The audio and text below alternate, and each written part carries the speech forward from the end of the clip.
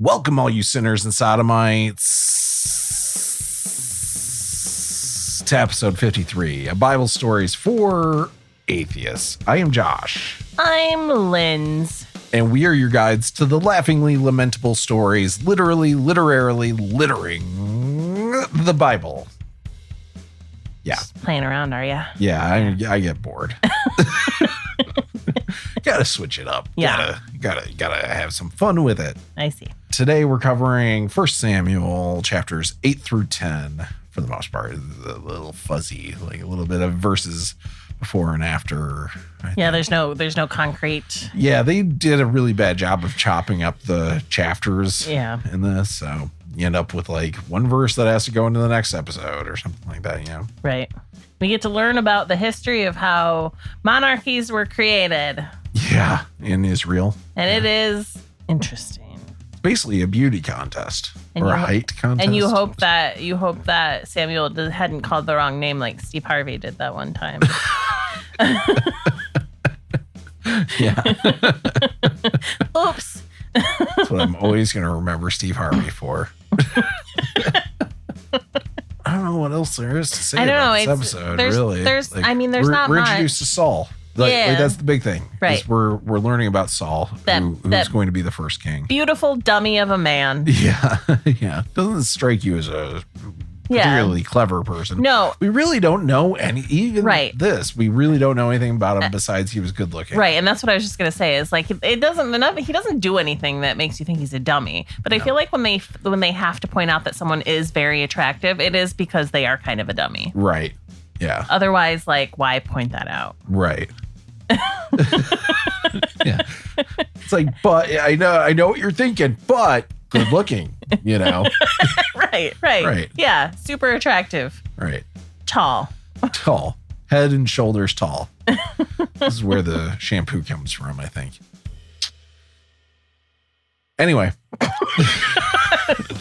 Strap in and strap on for episode 53. Samuel saw Saul.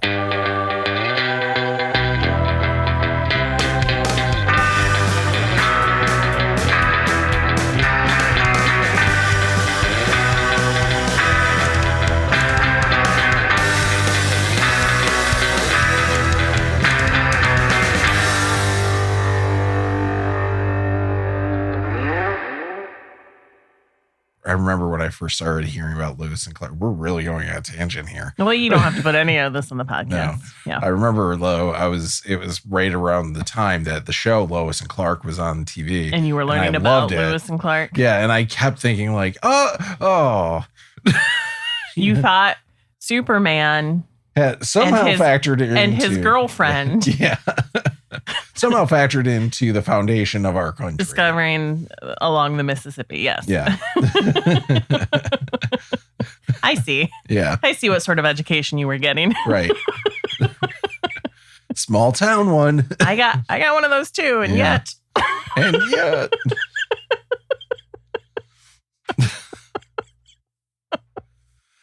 Oh, boys are dumb. You're just saying that because until I was 10 years old, I thought his name was Auntie Anna Jones. Did you really? Yeah. Did you really? Not till 10, but when I was a little Wait, kid. What? You did? Yeah, when I was a little kid, I thought his name was Auntie Anna Jones. Auntie Anna Jones. Yeah.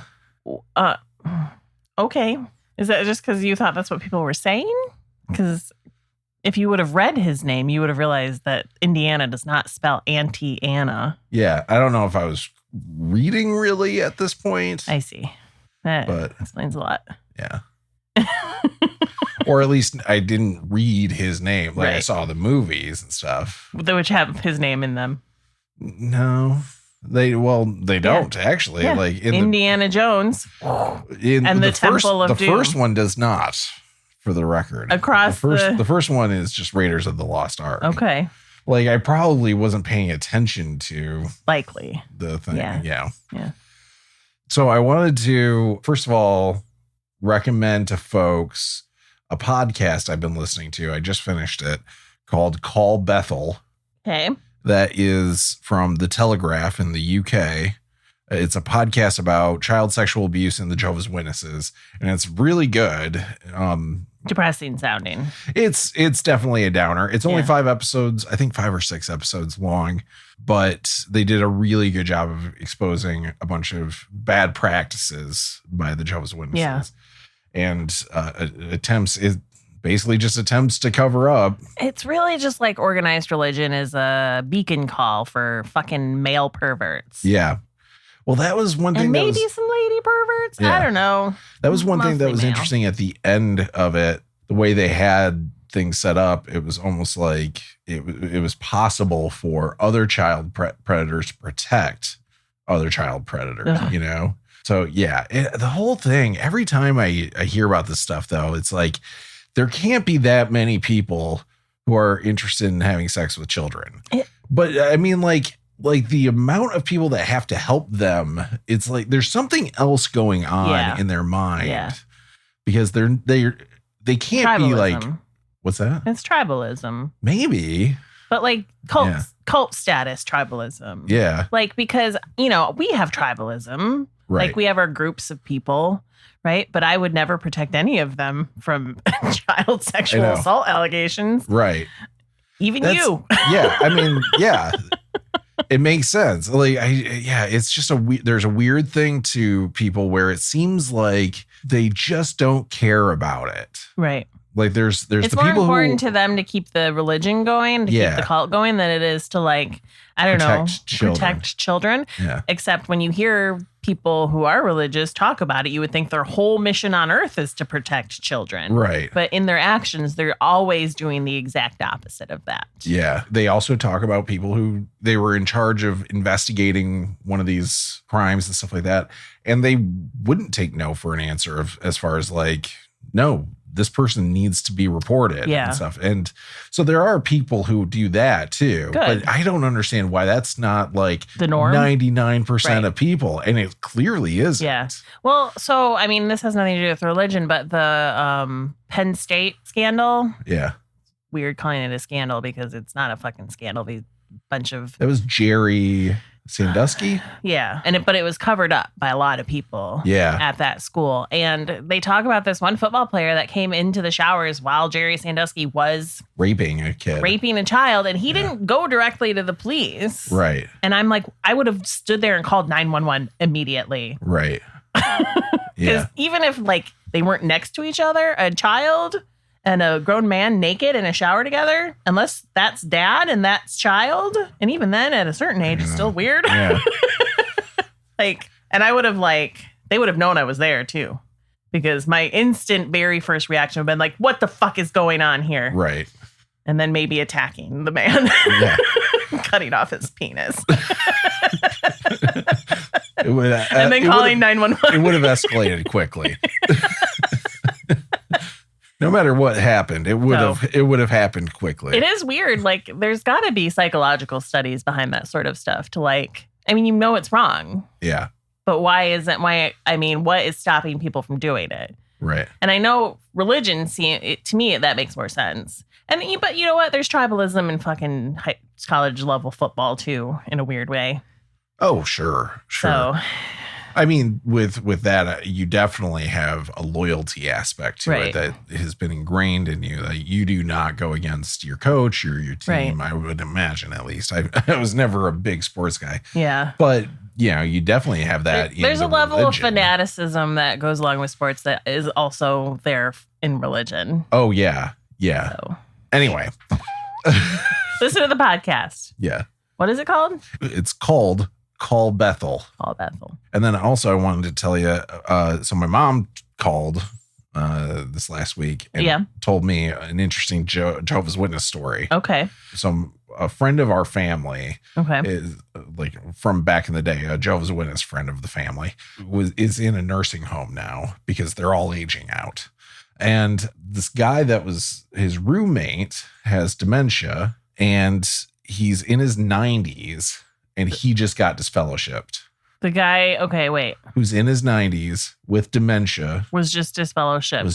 And is this the friend of the family you're talking about? No, it's somebody he knows. Okay, So that's how we found out about this. So he's in an old folks home specifically for Jehovah's Witness people, it sounds like? No, I mean, I don't think it's specifically. Just They don't have happenstance that. They don't have those kinds of resources. Just happenstance that they both happen to be Jehovah's Witnesses. Yeah, they might have like gone to that nursing home because a bunch of Jehovah's Witnesses go there, but like not like. Gotcha. It's not like the Catholics where they have the ability to set up nursing homes specifically for Catholics. I gotcha. Okay, so so this 90 something year old man with dementia was just disfellowshipped from the Jehovah's Witness because that's a priority. Right. Exactly. Yeah. I don't know why he was disfellowshipped.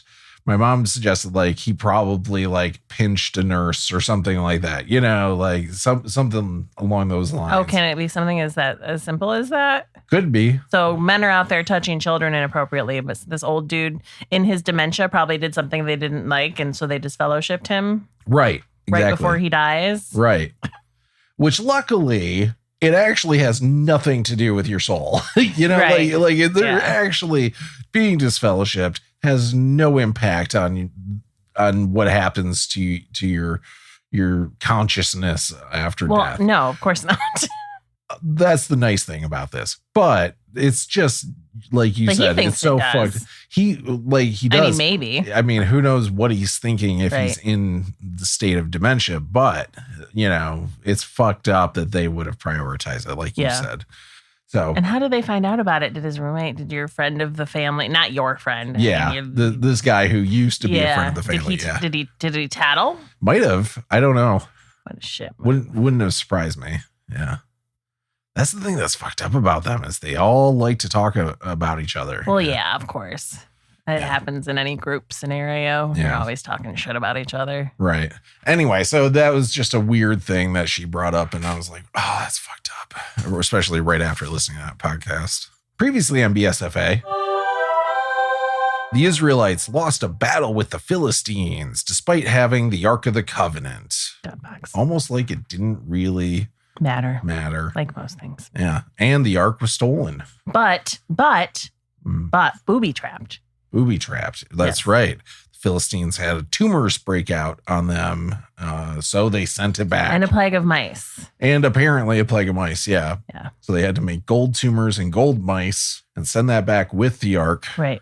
And then some Israelites opened the ark and died. Yeah, their faces presumably melted. Like the documentary Raiders of the Lost Ark with Auntie Anna Jones.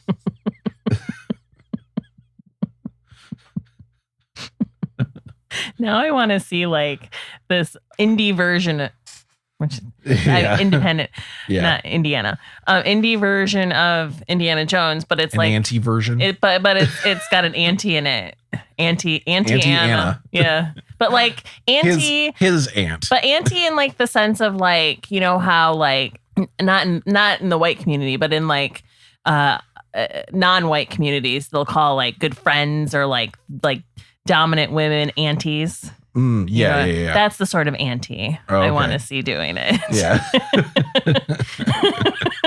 Yeah. Not your Bitch, white. Give me the grail. Yeah.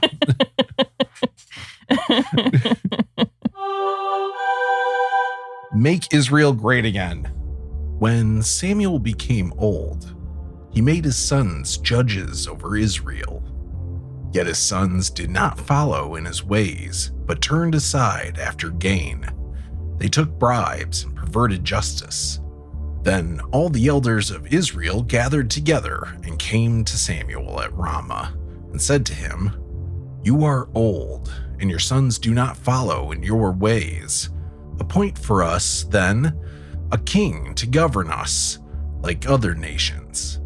But the thing displeased Samuel when they said, "Give us a king to govern us." Samuel prayed to the Lord, and the Lord said to Samuel, "Listen to the voice of the people in all that they say to you, for they have not rejected you, but they have rejected me from being king over them. just as they have done to me from the day I brought them up from out of Egypt to this day, forsaking me and serving other gods. So also they are doing to you. Now then, listen to their voice. Only you shall solemnly warn them and show them the ways of the king who shall reign over them. Interesting that he has the same issues Eli had with his kids. Yeah. It made me think that, it's kind of similar to when we were reading Genesis and stuff like that. They're Nepo babies. Well, it made me think that maybe that's a story that sometimes was ascribed to Samuel, sometimes it was ascribed to Eli, and they kind of ended up combining stuff. Yeah. And or it's just a very convenient plot device to have bad children. Right.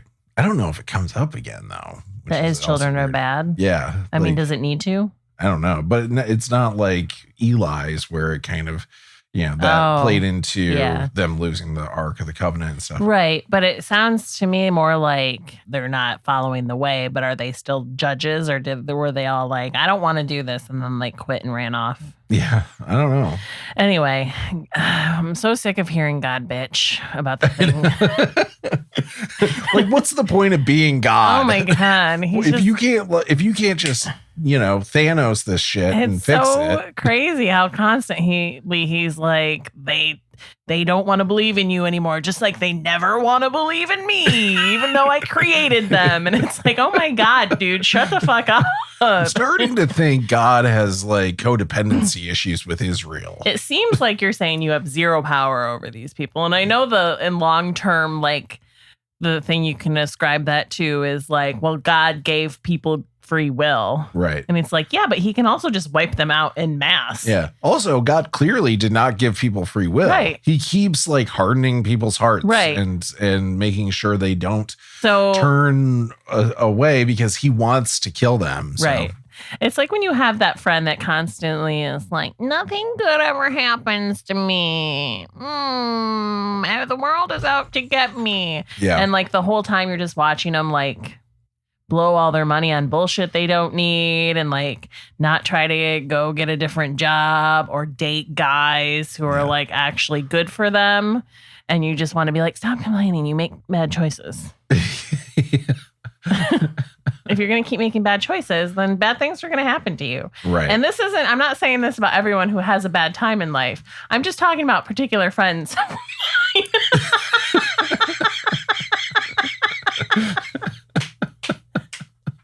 I know. As you're describing that, I'm I know exactly who she's talking about. It's okay, well, let's really think about things in the grand scheme here. And I feel like that's God. Yeah. Yeah. Maybe you should try some time apart, It's almost like the whole idea of Jesus, in the New Testament, was created by somebody who literally was oh my gosh, God just won't shut up about how everybody hates him. Maybe we need to bring God to earth and have him be around the people. Yeah. And then maybe if we can focus on this human version of God, then we don't have to keep writing about how God is upset with the shit that he made constantly. Right. Nobody wants to hear that anymore. Yeah. Maybe if we can just make it so that God just forgives you a lot. Right. Yeah. Yeah. You just ask him to and he does it. Right. See how that works? See how much easier this is? And then it spread like wildfire. See how many more people will join now? Yeah. Yeah. So Samuel reported all the words of the Lord to the people who were asking him for a king. He said, "These will be the ways of the king who will reign over you. He will take your sons and appoint them to his chariots, and to be his horsemen, and to run before his chariots.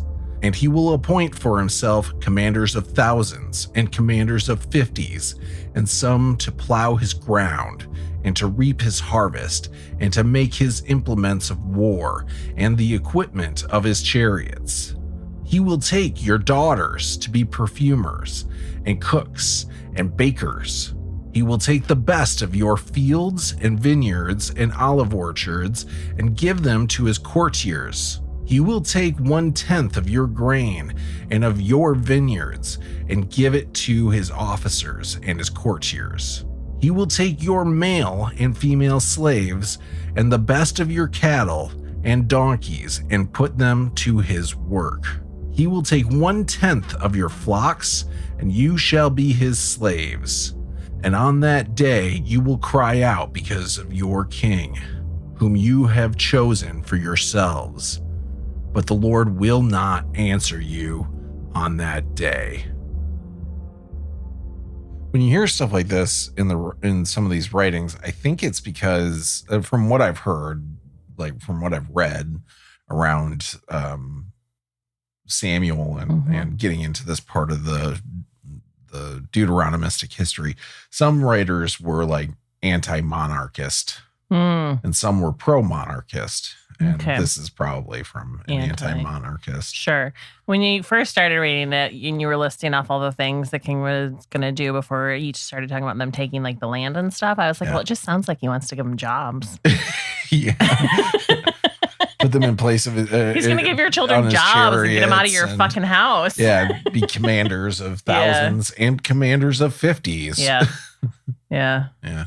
Interesting. I know. Yeah. And it's kind of like he really just shits on the whole idea the whole time. Right. But then, ultimately goes with it. Sure. He appoints a king at the end of the day. Yeah. I don't think this really comes up until around, not Solomon, but the guy, I think it was Jeroboam or Rehoboam who came after Solomon. I might be totally wrong about this. But Solomon's son, I think, is when they the north and southern kingdom split again, and it's because Solomon had like used missim tax. I don't know if you remember this from a while ago when we talked about the biblical history. There's this thing where you could say, I think it was like 10% of your time itself, your labor time.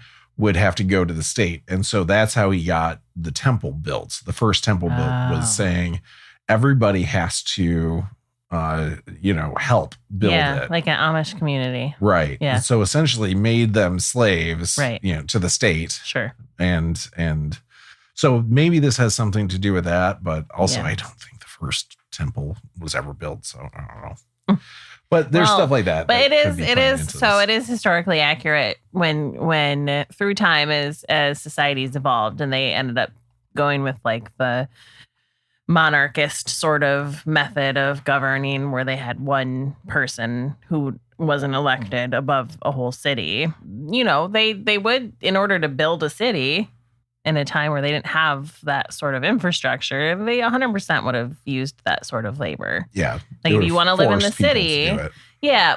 I mean, of course, they would always say, like, we're not forcing you to do it. This is what you get from living. This is what you have to do if you want to live in this city. Right. And there are benefits to living in the city. Like if you get sick. Walls. If you get sick, I mean, we have an army to protect us. Labor starts becoming less diversified. So instead of having like in your family, everybody knew how to do like make shoes and clothes and farm and make bread and all that stuff. Like jobs starting getting diversified. So like you had your baker, you had your person who made shoes and stuff like that. And when you lived in a city, since you were losing all of the skills that you had from the agricultural society, then it was a benefit to be in a city. As we know, even today, it's a benefit to be in a city because there's way more things available for you to do and use and things like that. So they would use that to their advantage to get people to do what they wanted them to do. Mm-hmm. And it's still ingrained in our society today. Right. I mean, think about it. The draft, being conscribed to being in the military, you are giving up a portion of your time for the government. Mm-hmm. Anyway.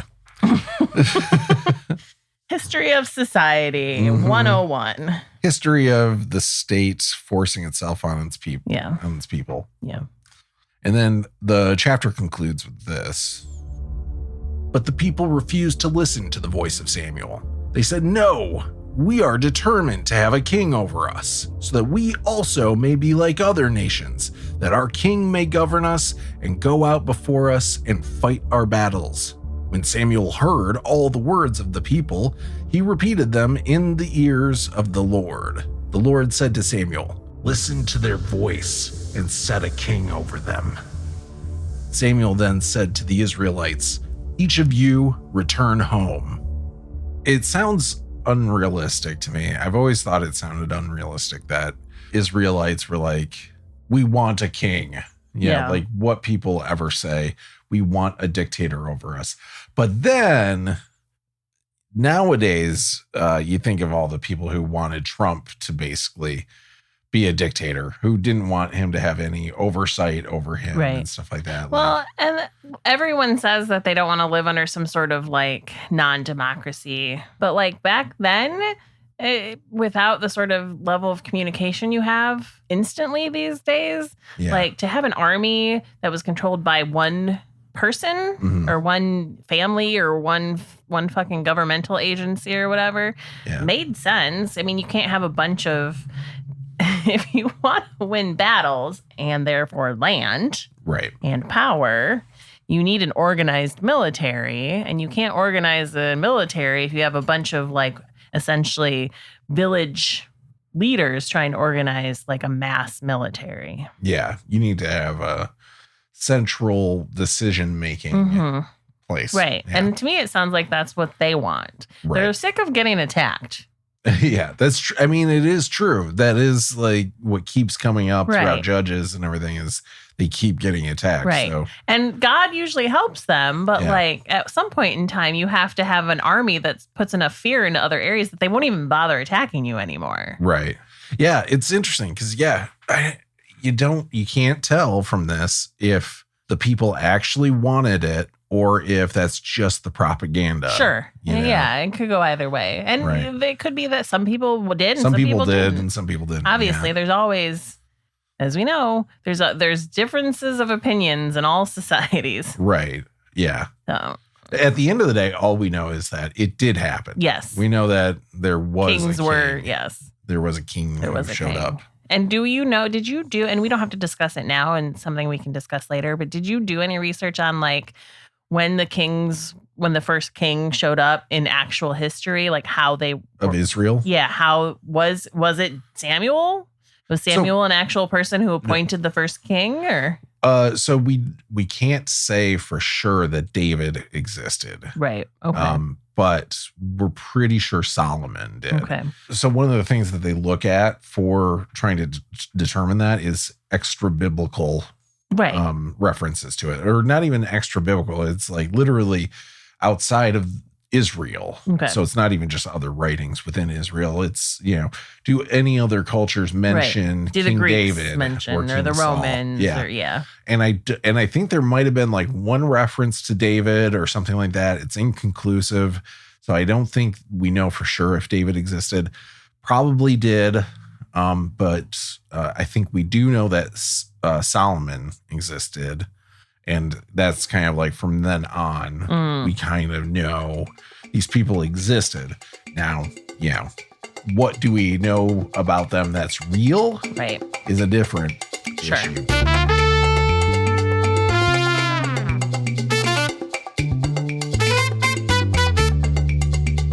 Josh, don't you hate it that you never know what the weather is like outside? Boy, do I. I look outside and I'm like, what? You need Charlie 10, the latest weather app that all the kids are going crazy for. Did you say charlatan? No, Charlie 10. Look, I just pull up the app and see that it's currently raining. Weird. Mine says that there's a blizzard. You're wrong and I'll kill you over it. Whoa, what the hell? That's how the app works. Everyone gets different results when they look at it. Then you just need to convince everyone else that they're wrong and you're right. But how do we know the actual weather? Have faith in the app, Josh. But it tells us different things. Believe in the app, Josh. And use promo code BSFA to unlock amazing features such as pseudoscientific memes to share with all your friends. Charlie 10 is only available in the continental United States, the only country where weather could be an opinion. Saul 2024. There was a man of Benjamin whose name was Kish, a man of wealth. He had a son whose name was Saul, a handsome young man. There was not a man among the Israelites more handsome than he. He stood head and shoulders above everyone else. Now, the donkeys of Kish, Saul's father, had strayed. So Kish said to his son Saul, "Take one of the young men with you.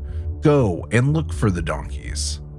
He passed through the hill country of Ephraim and passed through the land of Shalishah, but they did not find him. And they passed through the land of Shalim, but they were not there. Then he passed through the land of Benjamin, but they did not find them. When they came to the land of Zuph, Saul said to the young man who was with him, "Let us turn back, or my father will stop worrying about the donkeys and worry about us." But he said to him, "There is a man of God in this town. He is a man held in honor. Whatever he says always comes true. Let us go there now. Perhaps he will tell us about the journey on which we have set out." Then Saul replied to the young man, "But if we go, what can we bring the man? For the bread in our sacks is gone, and there is no present to bring the man of God. What have we?" The young man answered Saul again, "Here, I have with me a quarter shekel of silver. I will give it to the man of God to tell us our way." Formerly in Israel, anyone who went to inquire of God would say, "Come, let us go to the seer." For the one who is now called a prophet was formerly called a seer. Saul said to the young man, "Good, come, let us go." So they went to the town where the man of God was.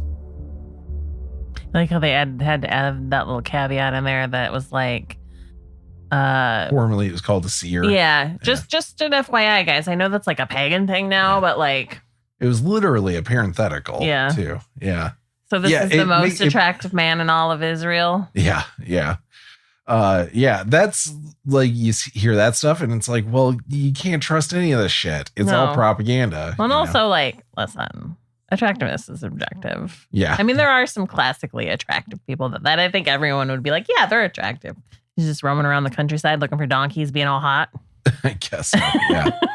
Looking for some ass. Yeah. This hot guy is roaming around the countryside looking for some ass. With a young boy. Oh. Oh. All right. And then the fact that, like you were saying with the seer thing, it's like, did they not know that Samuel was the chief priest? Like, right. You know, it's interesting to me that they're not mentioning that he's like the chief priest he's just a prophet of Israel. Yeah. And the seer. Yeah. Right. Because previously they said that Samuel would hop around. Like he would travel. Yeah. He so went it's on not a circuit every year. Right. Yeah. So you would think that like he would be well known far and wide. Right. Yeah. It strikes me again as like one of those things where it's different stories that have been compiled together. Right. You know. And what has he talked about that has come true? That's a good question. Because I know that he's talked to God. Yeah. And God has told him things. Well, but they've been kind of like ambiguous. There was predicting that both of Eli's sons would die on the same day. True. That was one. Yeah. Did he say that to Samuel? I thought that came from the dude. Samuel said that. Oh, I thought that was the guy that was mad. Oh, so the man of God did say that, but I think God also said it to Samuel because, you know, he was being repetitious again. But yeah, there was no real good point of him saying that to Samuel. Right. And just to reiterate it to Can I just Eli. point out too that like this subplot of like they had to travel all the way to where Samuel was to look for their donkeys. Yeah. What a thin veiled sort of plot point. Do donkeys really run that far away?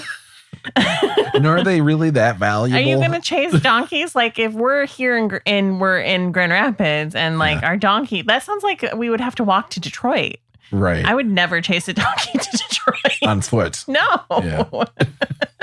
That's on the other side of the stage, for those who don't know. Well, I mean, maps exist. Yeah. Do some work. If we reference Detroit, it's up to you to go to Google Maps. There are two big cities in the state of Michigan, and we're the other one. We're the other one. As they went up the hill to the town, they met some young women coming out to draw water and said to them, "Is the seer here?" They answered, "Yes, there he is, just ahead of you. Hurry, he has come just now to the town because the people have a sacrifice today at the shrine. As soon as you enter the town, you will meet him before he goes up to the shrine to eat. For the people will not eat until he comes, since he must bless the sacrifice. Afterward, those eat who are invited. Now go up, for you will meet him immediately." So they went up to the town. As they were entering the town, they saw Samuel coming out toward them on his way up to the shrine. Now, the day before Saul came, the Lord had revealed to Samuel, "Tomorrow, about this time, I will send to you a man of the land of Benjamin, and you shall anoint him to be ruler over my people Israel. He shall save my people from the hand of the Philistines, for I have seen the suffering of my people, because their outcry has come to me." When Samuel saw Saul, the Lord told him, "Here is the man of whom I spoke to you. He it is who shall rule over my people." I didn't realize they had NPCs in the Bible. You did that. But the whole time I'm like, I understand why you read it like that, because by the time you got done in my head, like I was acting as Saul, and I was just like, I just asked where he was. I know. Like you could have just said, there he is. It was this whole exposition thing that just got rattled off. Yeah. Yeah. It literally, you could have just said, yes, there he is. Right there. Yeah. I didn't need to know any of the rest of that at all. Right. This is the guy who chased a donkey across the country is the person God wants to put in charge of the Israelites. If he looks this hard for a donkey, he's going to do well for Israel. Qualifications. He's still living at home with Dad. Yeah. Is it just that he's hot? It's just that he's hot, right? I think so. I think that's the only thing we really know about him. It's true. It really is. Yeah. That and he had donkeys. Yeah, right. And they weren't his donkeys. No. They were his dad's donkeys. Right. I know. So far, that's literally all we know. And it doesn't work out. It doesn't, just being hot does not help. Ruling a country? No. Yeah, I don't think I think that's why most kings in like history have been like not attractive. Right. Yeah. I don't think being attractive and being a king of a country are concentric circles. Right. Yeah.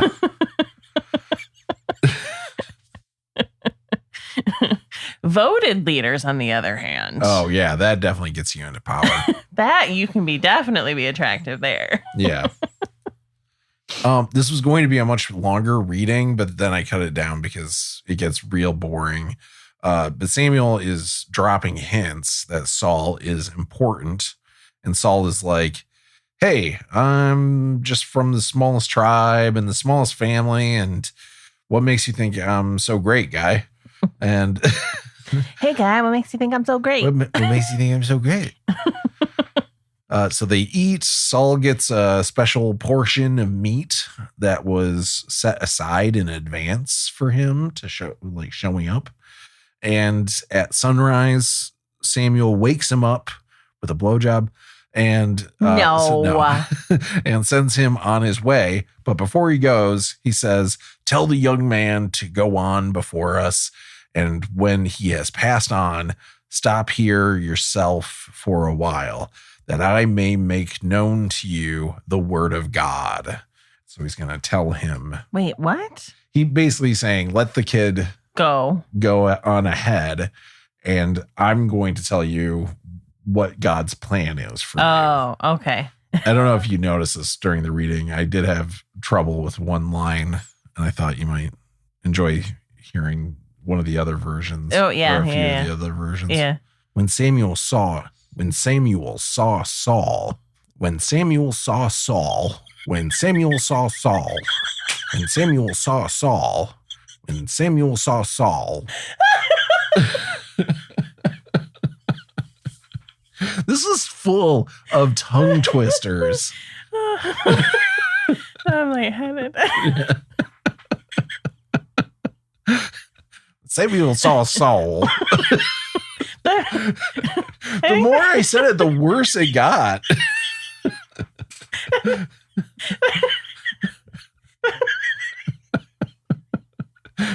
It was one of those things where, like, very quickly the words lose all meaning. You know, When Samuel saw Saul. The funniest part is that I can actually picture you doing it too in your frustration. You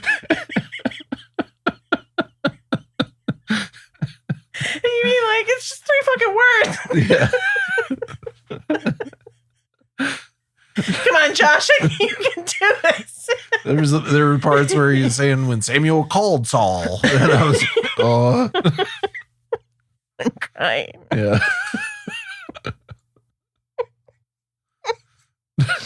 Okay. Can you send that to me? I want to use it as my ringtone.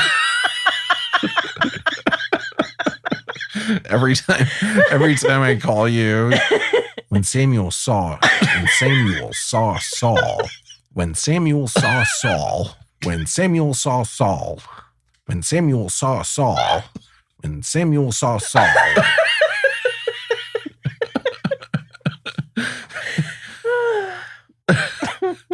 Yep. Yep. You all right? Yeah. You gonna make it? I think so. Shamala Hamala. Mm.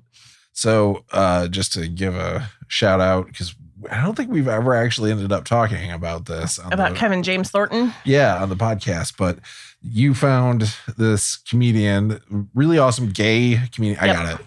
Oh, do you? Yeah, and he's on TikTok, and he does a bunch of these videos that are really great of talking about growing up in a fundamentalist church in the 90s. Yep. And what it was like. So this is one of the videos that he does. In my super fundamentalist church, we did not speak in tongues, but we were open to the idea of speaking in tongues. And that Sunday morning, I sort of knew I was going to do it because I'm dramatic. And in the middle of the service, I said out loud, Shamala Hamala. And everyone around me was like, oh my God, it's happening. And everyone started saying Shamala Hamala. And I was sort of like, you guys are just copying what I'm saying. But now we're all crying, saying Shamala Hamala. And my pastor said it was the language that angels spoke. And I imagined the scene in heaven where the angels were like, what's up, Jesus? Shamala Hamala. It's never not funny. He's so fucking good. He's got a ton of those videos too where he talks about that. So I definitely recommend looking him up. That's Kevin James Thornton. Just thinking of that when we go into this next chapter here. Samuel took a vial of oil and poured it on his head and kissed him. He said, the Lord has anointed you ruler over his people Israel. You shall reign over the people of the Lord, and you shall save them from the hand of their enemies all around. Now this shall be the sign to you that the Lord has anointed you ruler over his heritage. When you depart from me today, you will meet 2 men by Rachel's tomb. They will say to you, the donkeys that you went to seek are found, and now your father has stopped worrying about them and is worrying about you, saying, what shall I do about my son? Then you shall go on from there further and come to the oak of Tabor. 3 men going up to God at Bethel will meet you there, one carrying 3 kids, another carrying 3 loaves of bread, and another carrying a skin of wine. They will greet you and give you 2 loaves of bread, which you shall accept from them. After that you shall come to Gibeath Elohim, at the place where the Philistine garrison is. There, as you come to town, you will meet a band of prophets coming down from the shrine with harp, tambourine, flute, and lyre, playing in front of them. They will be in a prophetic frenzy. Then the Spirit of the Lord will possess you, and you will be in a prophetic frenzy along with them, and be turned into a different person. Now, when these signs meet you, do whatever you see fit to do, for God is with you. You shall go down to Gilgal ahead of me. Then I will come down to you to present burnt offerings and offer sacrifices of well-being. 7 days you shall wait until I come to you and show you what you shall do. A prophetic frenzy, eh? Prophetic frenzy. Yeah, it's interesting that he's like calling all this out of like, this is what's going to happen. And I don't know why he needs signs, considering Samuel is the chief priest. Right. And you would think that would be enough for him to be like, oh, I guess this is real. Yeah. You know, Yeah, but God told him. Do we get to learn about the prophetic frenzy? we do hear about it. Okay. Yeah. It's not like, Because to me, that was the most but exciting thing that came out of. Yeah. Oh, it's not a great. It's not. I mean, Shamala is better. Yeah, Shamala is definitely. It's hard to top that. but it does happen, and it actually happens to him a couple times throughout. Oh, before he just has Saul dies. epilepsy. So what? Does he just have seizures? Yeah, I don't know. His He gets it epilepsy? from other people who are having seizures. Maybe. I wonder if that's a thing. No. If two people are like, if somebody else is having a seizure, does that cause a seizure in somebody else? No, Okay. Absolutely not. Yeah. I don't know. I've never known anybody with epilepsy. So Yeah, no, it's not. Somebody else's seizure. First of all, if you don't have epilepsy, epilepsy. Yeah. you're not going to have a seizure because somebody else has a seizure. Well, yeah. If you have epilepsy and somebody else has epilepsy and they have a seizure, that's not going to spur on a seizure. Right. It's not like hiccups or yawning. Hiccups aren't Contagious. contagious. I feel like it is kind of contagious. Like if somebody else has hiccups, you might get hiccups.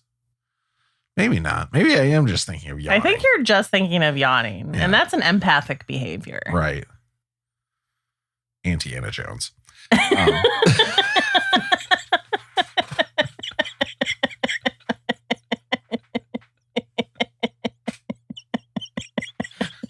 That's just going to be our new phrase whenever Josh is like, I'm tired of talking about this. As he turned away to leave Samuel, God gave him another heart. And all these signs were fulfilled that day.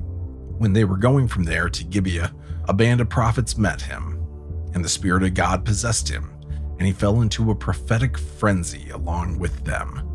When all who knew him before saw how he prophesied with the prophets, the people said to one another, "What has come over the son of Kish? Is Saul also among the prophets?" A man of the place answered, "And who is their father?" Therefore it became a proverb, "Is Saul also among the prophets?" When his prophetic frenzy had ended, he went home. Saul's uncle said to him and to the young man, "Where did you go?" And he replied, "To seek the donkeys, and when we saw that they were not to be found, we went to Samuel." Saul's uncle said, "Tell me what Samuel said to you." Saul said to his uncle, "He told us that the donkeys had been found, but about the matter of the kingship of which Samuel had spoken, he did not tell him anything." Yeah, it's interesting that it said that God gave him another heart, which makes it sound like Saul was like, "Fuck no, I'm not doing this," you know? To me, it sounded like he was like in one of the levels of like Zelda. Okay. Oh, like he literally got another life heart. Yeah. Yeah. Bloop. Yeah. And then he went and he fell into the frenzy just as Samuel said he would. Mm-hmm. And I'm sorry, what was the proverb that came out of that? Is Saul also among the prophets? How is that a fucking proverb? I don't know. That's a question. Right? Like a proverb is supposed to be something that's like wisdom. Yeah, like an Aesop's fable sort of thing, right? That's what the Proverbs are. I think so. Like they're little stories at the end, and then they have like a little thing at the end of Aesop's fables that's like slow and steady, win the race, right? Right. Like that. That's a proverb. Alone Yeah. is a proverb. Yeah. Right. I would say. A question is not a proverb. No. You know that classic moral from Aesop's fables, did the turtle win the race?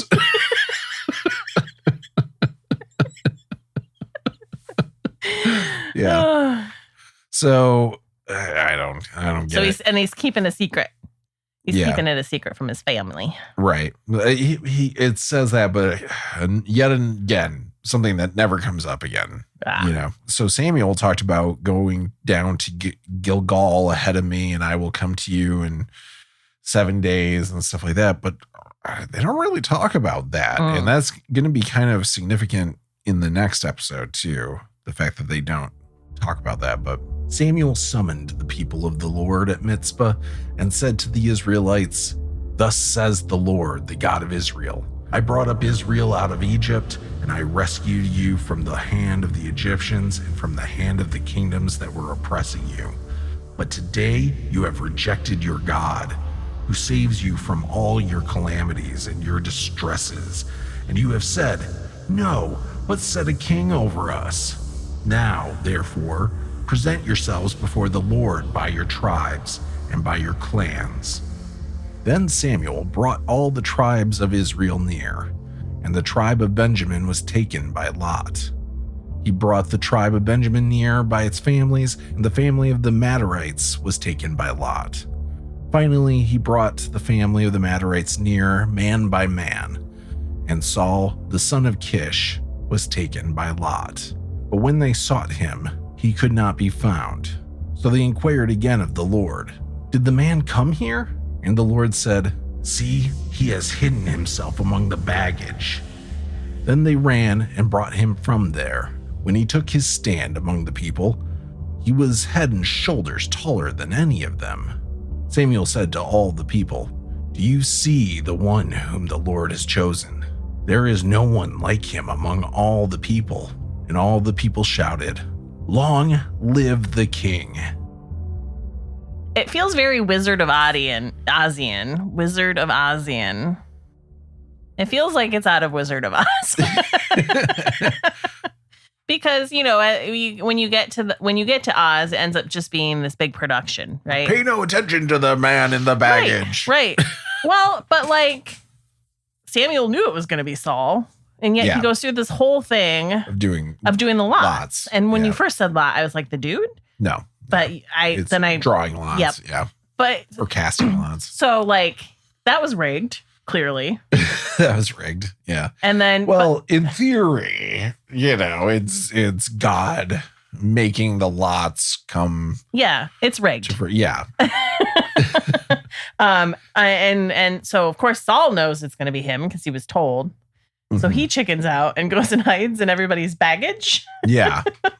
And I'm just picturing the scene from E.T. where E.T.'s hiding in the stuffed animals. Yeah. Saul's there. Just a little head poking through. Yeah. But yeah. And then they bring him and he's tall. So that makes him king. Right. Yeah. Basically, Samuel's see the tall. No one else is like him. See the tall, hot man amongst you? Yeah. He is now your king. And everybody's like, yeah, that makes sense. Yeah. I mean, he is tall. And hot. Yeah. So I don't see all hail the king. I don't see any other credentials needed. Yeah. And also, I kind of thought it was funny that Samuel's like, "You rejected God, you dicks. Now, where's this fucking king?" Yeah. Yeah, but it's crazy to me. I still go back to it's crazy to me that God can't understand why they would want a person in charge, one person. Yeah. Wouldn't it make sense to have, basically they had Moses. He was essentially their king. In essence, yeah. Or you could think of him as a chief priest, but or like a pope. But kind of, similar things though. You had one person in charge. Yeah. So it just blows my mind that God can't understand that people just want to be organized. Right. And they're not saying this guy's going to replace God. They're just saying we just want one dude to make the decisions. Yeah. We're tired of making decisions. Right. None of us understand what you want. No, we just because you don't speak clearly to us. We just want to fucking plow fields. We just know you're pissed. And eat food and fuck and get on with our days. And we're constantly being attacked. And we just want one dude to figure it out. Right. So we can just go day by day. And we can still do fucking church on Sunday or whatever the fuck it is you want us to do. Probably Saturday. Yeah. True. But anyway. So yeah, he's so, what a fucking pussy. So sensitive. Saul or God. Or I don't know. He's so sensitive. Yeah. It's just so crazy. What a fucking overly sensitive deity. Right.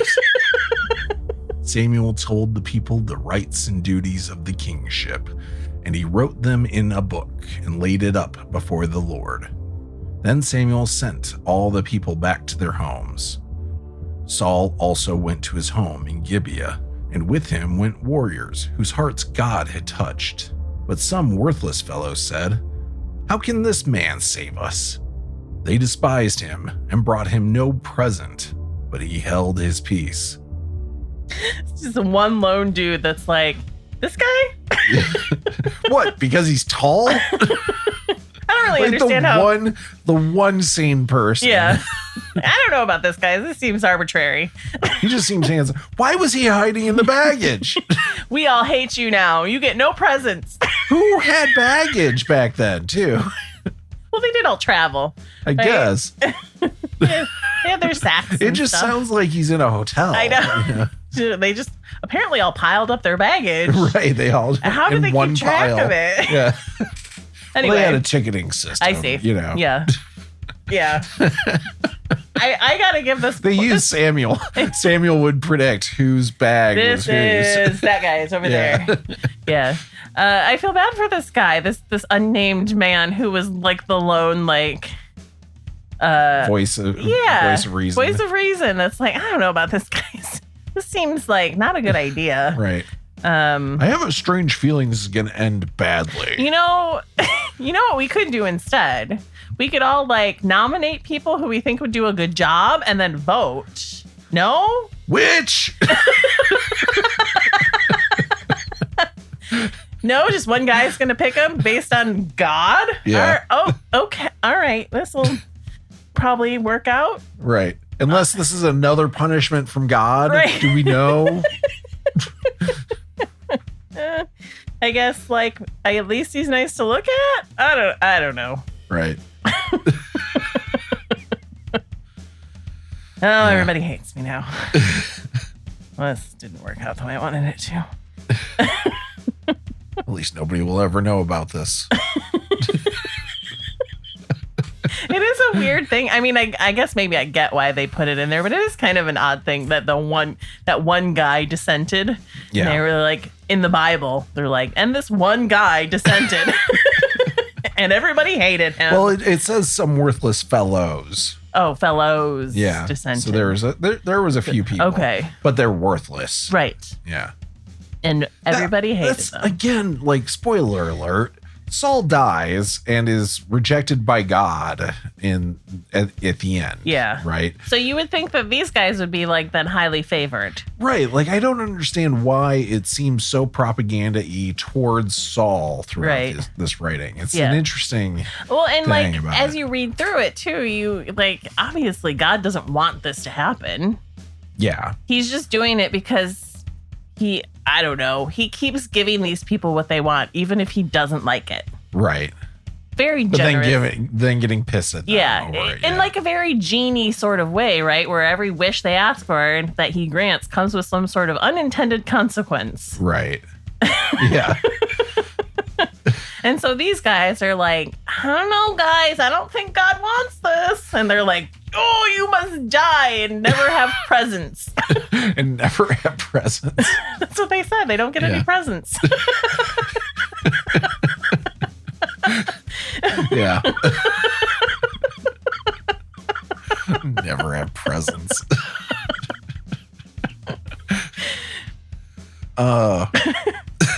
So that's the end of the What fun. chapter, right? Yeah.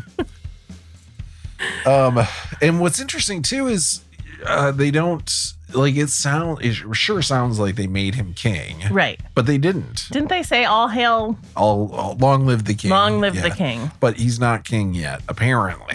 He's got to be like crowned and shit still, right?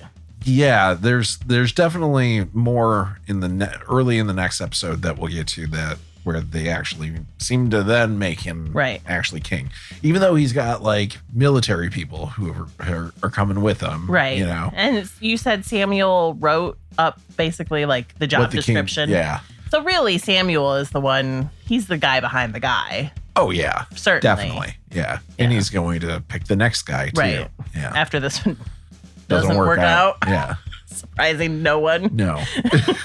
Especially those fellows who are like, I told you so. Right. You guys hated us and said we should kill ourselves. And we did it because we knew we were right. Who's not getting presents now? I think that's That's it. Cool. Yeah. Next time we'll get a little bit more into Samuel or into Saul's story. Right on. But this was the introduction to Saul. I look forward to seeing how terribly this goes. Yeah, me too. All right. They all lived miserably ever after.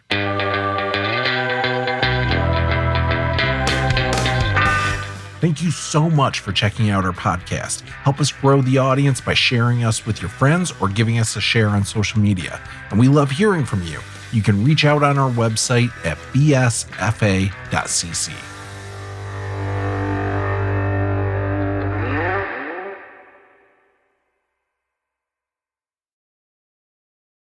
When Samuel saw Saul,